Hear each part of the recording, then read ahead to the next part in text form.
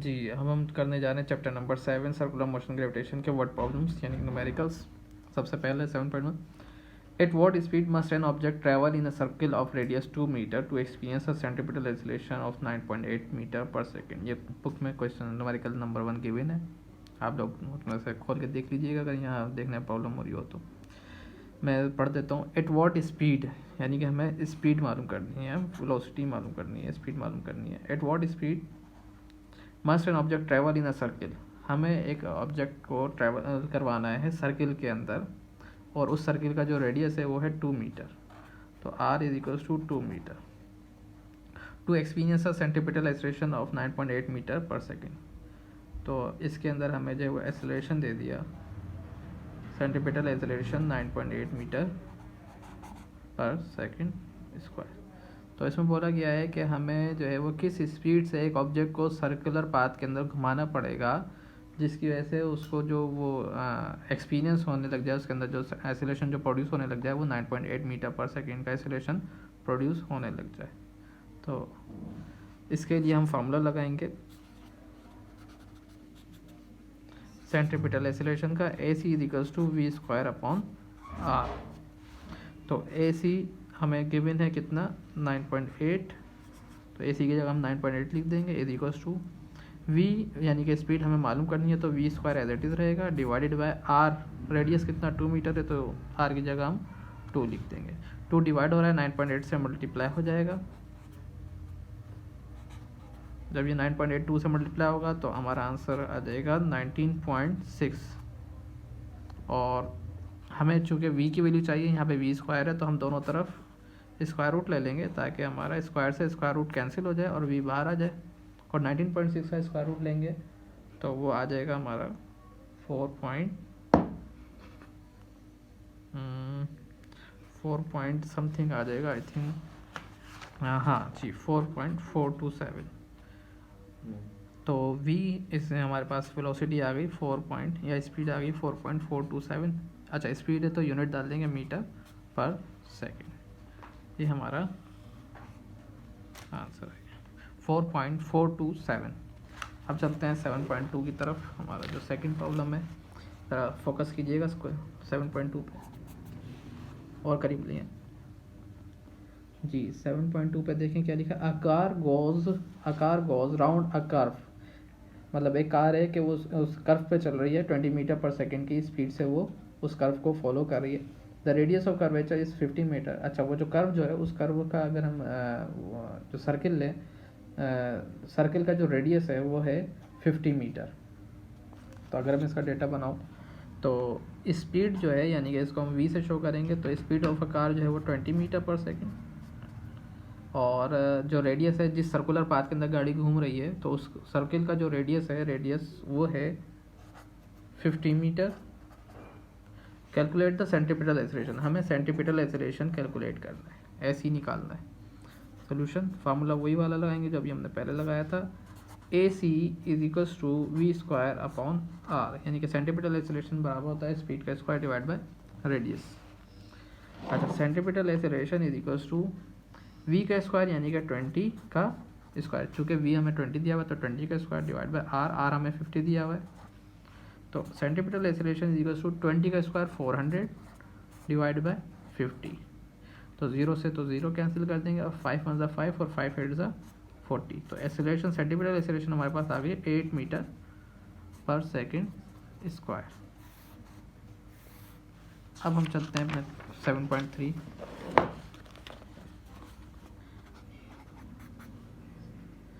7.3 में क्या बोला गया है, अ प्रोटॉन ऑफ मास, एक प्रोटॉन है जिसका मास हमें दे दिया 1.67 × 10⁻27 kg is moving in a circle of radius 100 centimetre.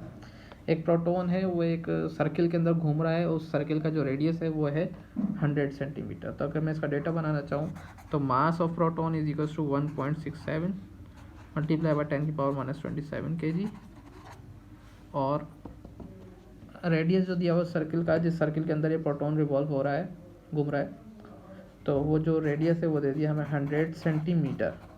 अच्छा ये सेंटीमीटर है तो इसको मीटर में कन्वर्ट करने के लिए इस 100 को डिवाइड करवा देंगे 100 से, ताकि हमारा जो आंसर है वो मीटर में आ जाए। तो यहाँ रह जाएगा हमारा 1 मीटर।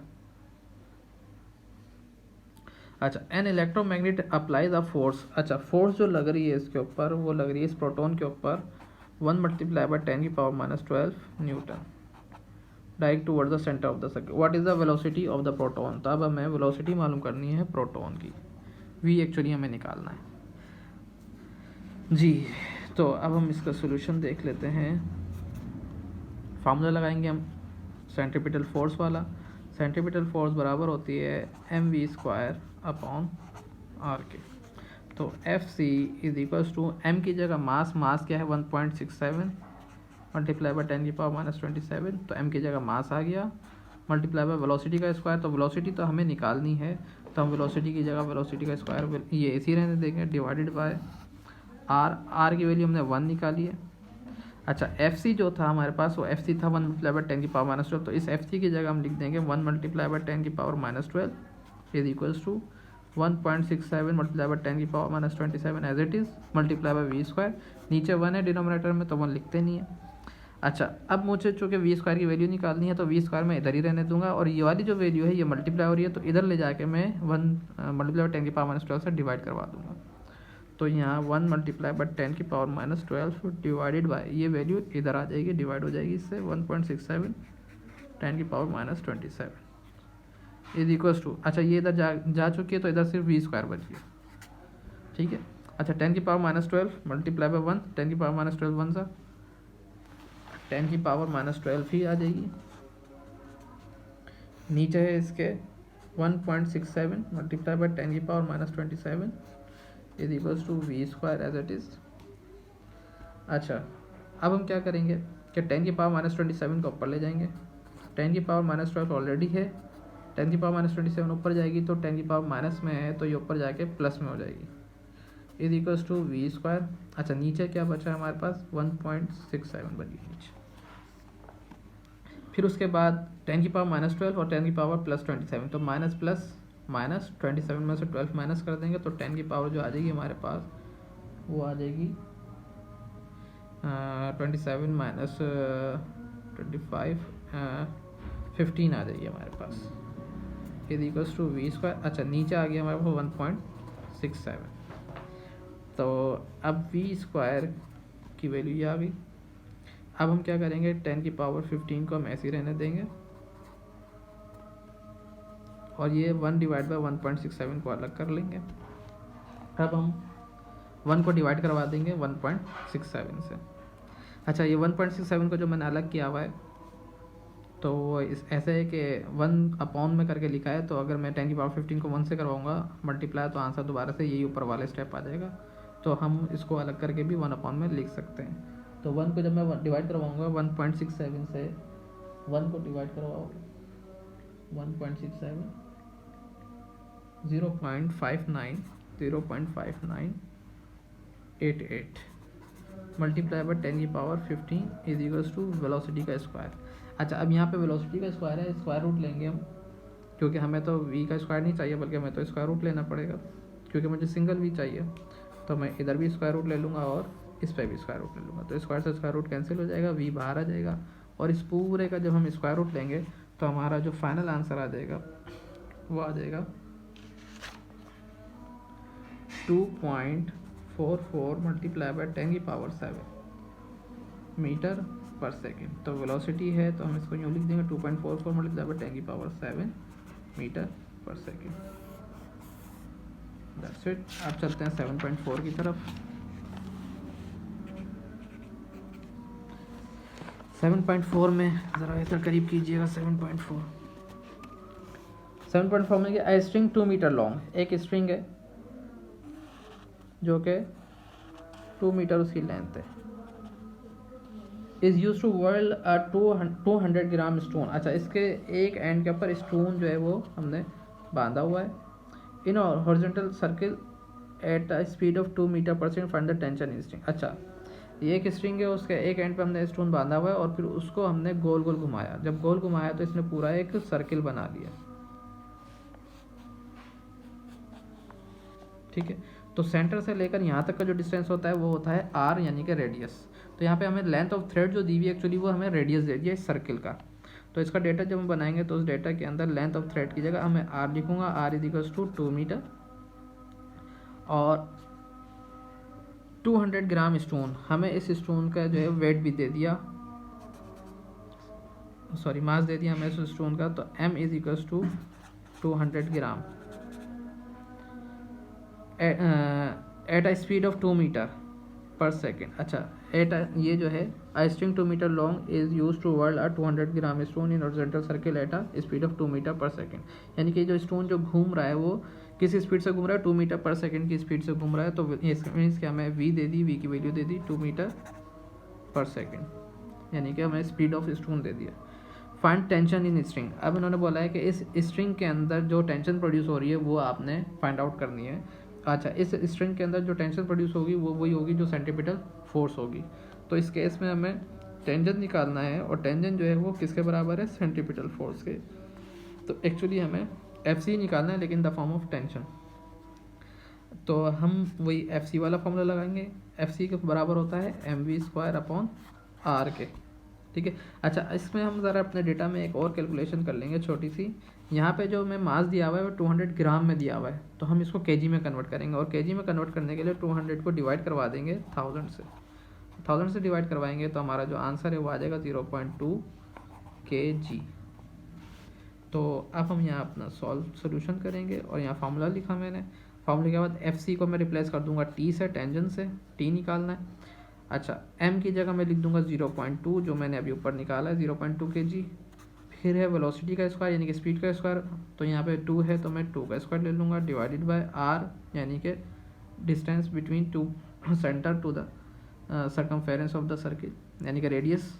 r जो है हमारे पास वो दिया हुआ है 2 मीटर, हम यहाँ r की जगह 2 लिख देंगे। टेंजेंट इज इक्वल्स टू 2 का स्क्वायर 4, 0.2 मल्टीप्लाई बाय 2 का स्क्वायर 4 डिवाइडेड बाय 2।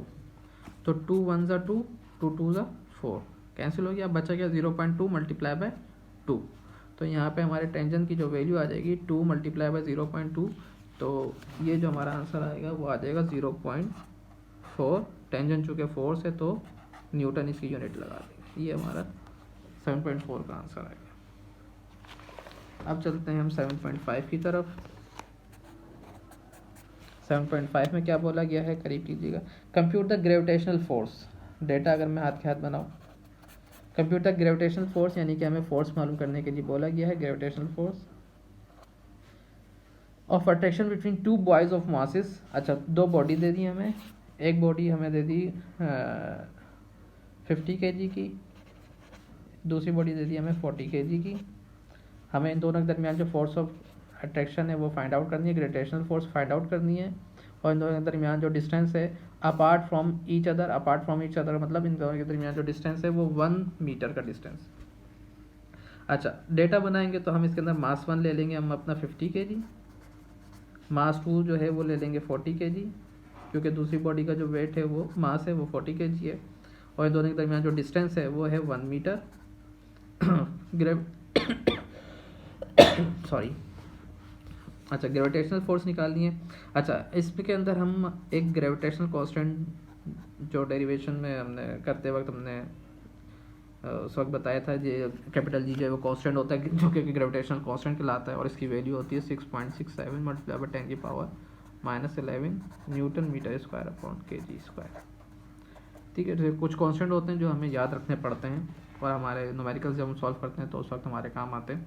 तो ये ग्रेविटेशनल कांस्टेंट हमें न्यूमेरिकल में तो नहीं दिया होगा लेकिन हमें खुद से याद होना चाहिए, तो हम अपने डेटा में अपनी तरफ से खुद से लिख सकते हैं इसको। अच्छा, फिर सॉल्यूशन में जाएंगे। सॉल्यूशन क्या करेंगे, इसके अंदर ग्रेविटेशनल फोर्स मालूम करने का बोला है तो ग्रेविटेशनल फोर्स का फॉर्मूला लगा देंगे। Fg = G(m1 m2 upon r square. ये है लॉ ऑफ यूनिवर्सल ग्रेविटेशन, उधर से फार्मूला ड्राइव कराया था। अच्छा, अब F हमें निकालना है Fg। G की वैल्यू हम रख देंगे डेटा से उतार के 6.67 मल्टीप्लाई बाय 10 की पावर -11। फिर M1 जो है हमारा वो है 50 kg, यहाँ से डेटा में आपको दिख रहा होगा 50 kg। और M2 जो है हमारा वो है 40 kg, तो M2 की जगह हम 40 लिख देंगे डिवाइडेड बाय रेडियस का स्क्वायर, तो डिस्टेंस का स्क्वायर, तो डिस्टेंस हमें दिया है 1 मीटर का, तो आर की जगह 1 लिखेंगे और 1 का स्क्वायर ले लेंगे। तो ग्रेविटेशनल फोर्स जो आ गई हमारे पास वो 6.67 मल्टीप्लाई बाय 50 मल्टीप्लाई बाय 40, और ये जो 10⁻11 है इसको मैंने बिल्कुल लास्ट में करके लिख दिया। पहले इन तीनों को लिख दिया और फिर इसकी पावर इस वाली वैल्यू को लास्ट में करके लिख दिया। 1 का स्क्वायर 1 ही होता है, तो इसको नीचे हमें 1 लिखने की ज़रूरत नहीं है। तो अब हम क्या करेंगे कि इन तीनों को मल्टीप्लाई करवाएंगे और तीनों को मल्टीप्लाई करवा के डायरेक्ट हम आंसर लिख देंगे, और हमारा जो आंसर आएगा वो क्या आ जाएगा 13.34 मल्टीप्लाई बाय 10⁻⁻8। 4 से तो हम इसके लगा देंगे न्यूटन। तो ये हमारे पास force of attraction gravitational force आ गया हमारे पास। That's it. अब जी अब 7.6 प्रॉब्लम नंबर 7.6, इसमें क्या बोला है, compute the force of gravitation, यानी कि हमें इसके अंदर force of gravitation find out करनी है।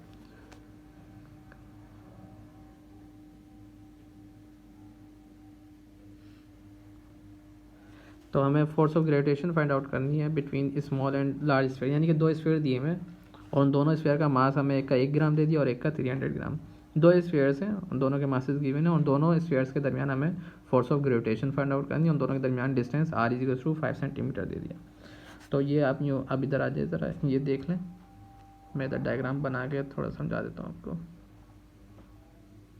अच्छा, यहाँ पे दो स्फीयर दिए हुए, एक बड़ा दिया हुआ है एक छोटा दिया हुआ है। छोटा दिया हुआ है 1 ग्राम का, बड़ा दिया हुआ है 300 ग्राम का, और इन दोनों के दरमियान जो डिस्टेंस है वो 1 सेंटीमीटर का है, सॉरी 5 सेंटीमीटर का है। और इन दोनों के दरमियान जो फोर्स ऑफ अट्रैक्शन है, फोर्स ऑफ ग्रेविटेशन है, वो फाइंड आउट करनी है। तो अब इनको मैंने डेटा में कन्वर्ट कर लिया। मास 1 ग्राम है, मास 2 जो है वो 300 ग्राम है, दोनों के दरमियान जो डिस्टेंस है वो 5 सेंटीमीटर है, और ग्रेविटेशनल कांस्टेंट जो है वो हमें इसकी वैल्यू पता होती है, वो मैंने तो पहले से लिखी हुई है 6.67 × 10⁻⁻8 मीटर²/kg²। अब हमें force of gravitational force of gravitation निकालनी है। फॉर्मूला लगाएंगे लॉ ऑफ यूनिवर्सल ग्रेविटेशन वाला सोल्यूशन। तो force of gravitational force = G m1 m2 / r²। Fg = G की जगह वही वैल्यू लिख देंगे 6.67 मल्टीप्लाई बाय 10⁻⁻8। मास 1 हमारा आ जाएगा 1 ग्राम, और मास 2 है हमारा 300, और डिवाइड करवा देंगे इसको, इन दोनों के दरमियान जो डिस्टेंस था 5, उसके r का स्क्वायर है तो 5 का स्क्वायर हो जाएगा। Gravitation force of gravitation = 6.67 multiply bye 300 1 300 ही आ जाएगा, यानी कि 1 को लिखने की ज़रूरत नहीं है। तो ये जो 10⁻⁻8 है इसको मैं बिल्कुल आखिर में लिखूँगा, और 300 1 300 ये आ गया, डिवाइडेड बाय 5 का स्क्वायर 25। तो ग्रेविटेशन फोर्स ऑफ ग्रेविटेशन, अब इसको क्या करेंगे, पहले इन दोनों को मल्टीप्लाई करवाएंगे, जो आंसर आएगा 25 से डिवाइड करवा देंगे, फिर जो हमारे पास आंसर आएगा वो आ जाएगा 80.04 मल्टीप्लाई बाय 10⁻⁻8, ये हमारा आंसर आ जाएगा। अच्छा, आप अगर चाहें तो इस पॉइंट को मूव करवा के यहाँ पे भी ला सकते हैं, और जब ये पॉइंट को मूव करवाएंगे तो -8 जो पावर है -8 उससे एक डिजिट कम होकर -7 हो जाएगी। तो इसका आंसर जो है वो ये भी हो सकता है 8 मल्टीप्लाई बाय 10⁻⁻7। तो जब ये पॉइंट इधर ले जाएंगे तो ये 8.004 हो जाएगा, तो 004 इग्नोर कर देंगे और ये हो जाएगा 8 point.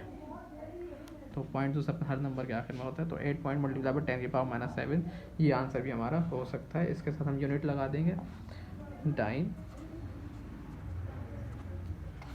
Centimetre square upon gram square. ठीक है, ये हमारा आंसर हो गया। अब चलते हैं हम 7.7 की तरफ। 7.7 पर आ जाइए। 2 balls of 40 kg and 20 kg। इसके अंदर हमें 2 balls दी हुई है 40 kg और 20 kg, यानी कि एक मास 1 दे दिया हमें 40 kg का, और मास 2 दे दिया हमें 20 kg का।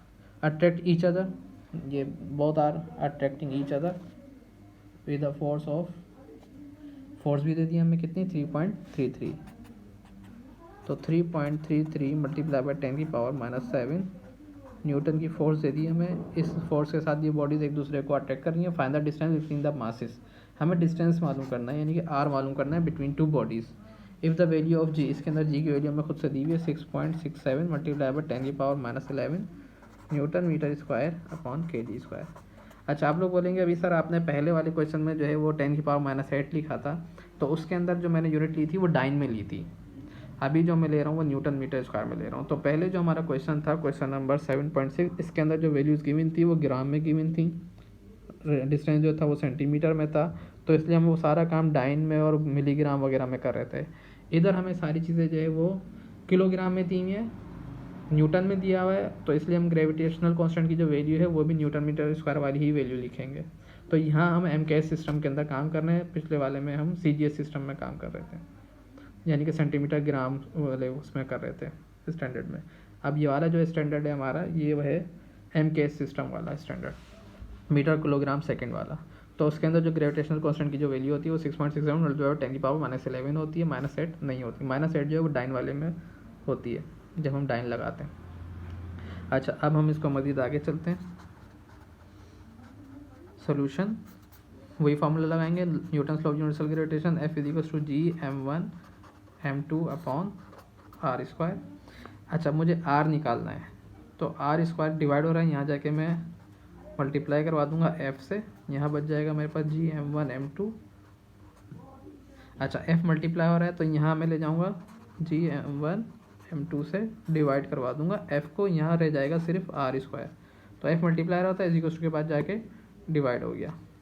अच्छा, अब चूँकि मुझे वैल्यू चाहिए R की, R² की नहीं चाहिए, तो मैं दोनों तरफ ले लूँगा स्क्वायर रूट, तो स्क्वायर से स्क्वायर रूट कट जाएगा। R का जो फार्मूला आ गया मेरे पास वो क्या आ गया, R = √Gm1m2/F।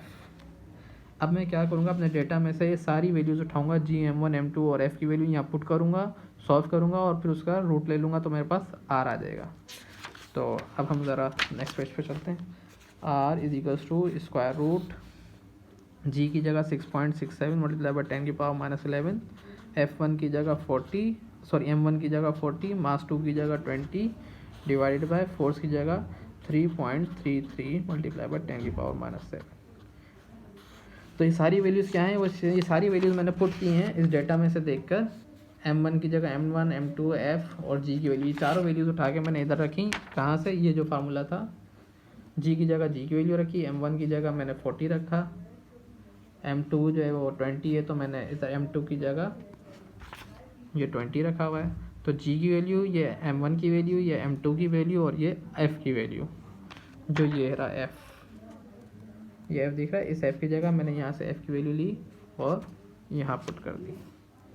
तो अब मैं क्या करूँगा कि अपने कैलकुलेटर में ये सारी वैल्यूज़ को, ऊपर वालियों को मल्टीप्लाई करवाऊँगा, नीचे वाली से डिवाइड करवाऊँगा। अच्छा, अब इसमें करेंगे ये 6.67 मल्टीप्लाई बाई 40 मल्टीप्लाई बाई 20 और डिवाइडेड बाय 3.33। ये जो नंबर्स वाली वैल्यूज़ थी वो एक तरफ कर ली, और ये जो 10 वाली जो वैल्यूज़ थी 10⁻11 और 10⁻7, तो इनको मैं एक तरफ कर लूँगा। 10⁻7 जब ऊपर जाएगी, और इधर ऑलरेडी 10⁻11 है, और ये 10⁻7 जब ये ऊपर जाएगी तो ये प्लस में कन्वर्ट हो जाएगी, +7। तो 10⁻11 और +7, तो ये आ जाएगी हमारे पास 10 की वैल्यू माइनस प्लस माइनस, तो 11 में से 7 माइनस करेंगे तो 4 आ जाएगा, ग्रेटर की साइन, ग्रेटर 11 है तो माइनस साइन आ जाएगी।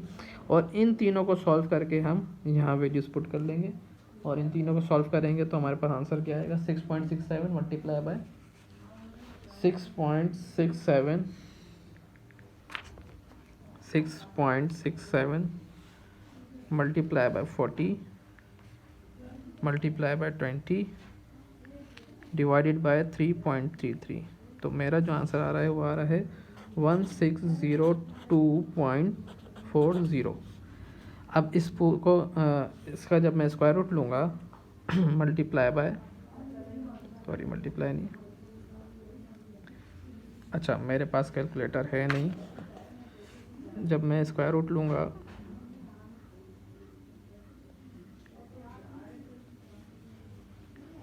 1602.4 का जब मैं स्क्वायर रूट लूँगा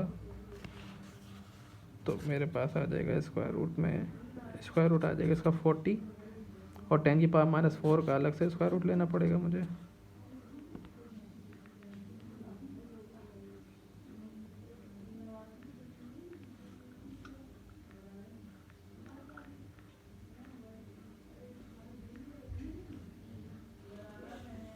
r equals to 40 multiply by 0.01 और फिर इसको मल्टीप्लाई करवाऊँगा मैं 40 से, तो मेरा जो आंसर आ रहा है वो आ रहा है 0.4 मीटर। तो आप लोग ये कीजिएगा कि आप लोग डायरेक्ट कैलकुलेटर में ये पूरी वैल्यूज़ लिख के उसका स्क्वायर रूट ले लीजिएगा, तो डायरेक्ट आपका आंसर यही आ जाएगा। ठीक है, तो मैंने पहले इसका स्क्वायर रूट लिया तो 40 आ गया, फिर 10 की पावर -4 का स्क्वायर रूट लिया तो 0.01, फिर बाद में मैंने मल्टीप्लाई करवा दिया। तो आप लोग कैलकुलेटर से कीजिएगा तो डायरेक्ट आप लोग इस स्टेप के बाद ये वाला स्टेप कर दीजिएगा। That's it. अच्छा, अब हम आगे करने जा रहे हैं 7.8।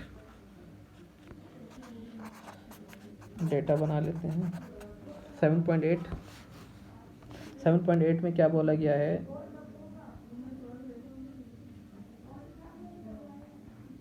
The distance from the earth to sun, यानी कि अर्थ और सन के दरमियान जो डिस्टेंस है वो दे दिया हमें 1.49 हमें distance between sun and earth दे दिया। The mass of earth is, earth का मास भी दे दिया हमें 6 × 10 की पावर 24 kg, और मास ऑफ सन यानी कि m2 भी दे दिया 2 × 10 की पावर 30, यानी कि हमें ये m1 दे दिया, ये m2 दे दिया, और ये डिस्टेंस बिटवीन टू बॉडीज़ यानी कि r दे दिया। Compute the gravitational force f निकालना है, तो मैं डेटा बना देता हूँ इसका। डेटा बहुत सिंपल, m1 हमें दे दिया है मास ऑफ अर्थ 6 × 10 की पावर 24 kg, और मास ऑफ सन यानी कि m2 वो दे दिया 2 × 10 की पावर 30 kg, और distance between earth and sun is 1.49 × 10 की पावर 11 मीटर। अच्छा, ग्रेविटेशनल कांस्टेंट, ये कांस्टेंट होता है, इसकी वैल्यू हम खुद से लिख लेंगे, क्वेश्चन में नहीं गिवन।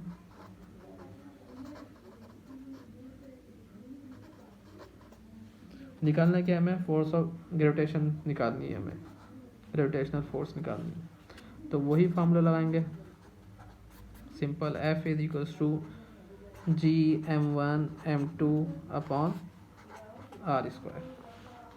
अच्छा, क्या करेंगे, वही F is equals to G की जगह 6.67 मल्टीप्लाई बाई 10 की power -11,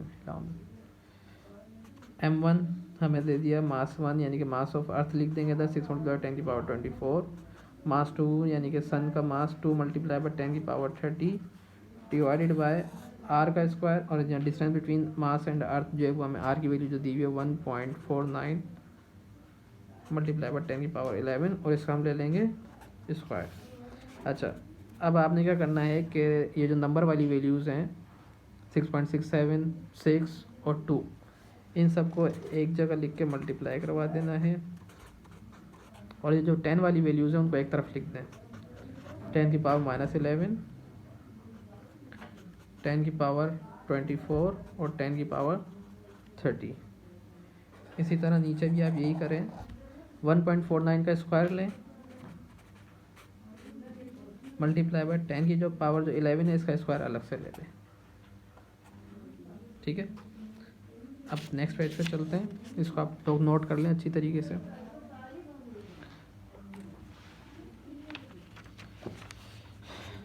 F is equal to 6.67 multiply by 2 multiply by 6, ये तो मैंने पीछे से वैल्यूज उतार ली।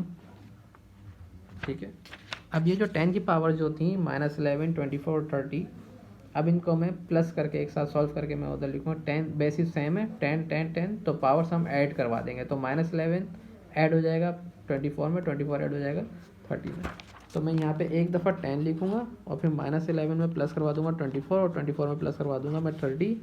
अच्छा, नीचे चलते हैं, नीचे था यहाँ पे 1.49 का स्क्वायर, तो 1.49 का स्क्वायर हम निकाल लेंगे, तो 1.49 का स्क्वायर जो निकलेगा वो 1.49 2.22, तो 1.49 का स्क्वायर जब लिया तो वो आ गया 2.22 मल्टीप्लाई बाय 10 की पावर, अच्छा 10 की पावर 11 का स्क्वायर, 11 का जब हम पावर 2 लेंगे तो 11 2 22, तो 10 की पावर आ जाएगी हमारे पास 22। तो F इज इक्वल्स टू 6. अच्छा, अब 6.67 को मल्टीप्लाई करवाएंगे 2 से और 2 को मल्टीप्लाई करवा देंगे 6 से, so 6.67 multiply by 2 multiply by 6 is equals to 80.04 multiply by 10 की पावर। अच्छा, अब हम इन सारा तमाम पावर्स को सॉल्व कर लेंगे। 24 माइनस 11 13 और 13 में 30 प्लस करेंगे तो 43 आ जाएगा, divided by 2.22 as it is और 10 की पावर 22। अब नेक्स्ट स्टेप में हम क्या करेंगे, 80.04 को डिवाइड करवा देंगे 2.22 से,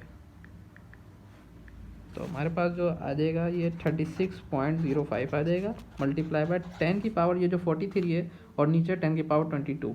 तो जब ये 10 की पावर 22 नीचे से जब ये ऊपर लेके जाऊंगा तो 10 की पावर 43 में से ये 10 की पावर प्लस 22 वहाँ ऊपर जाके माइनस हो जाएगी।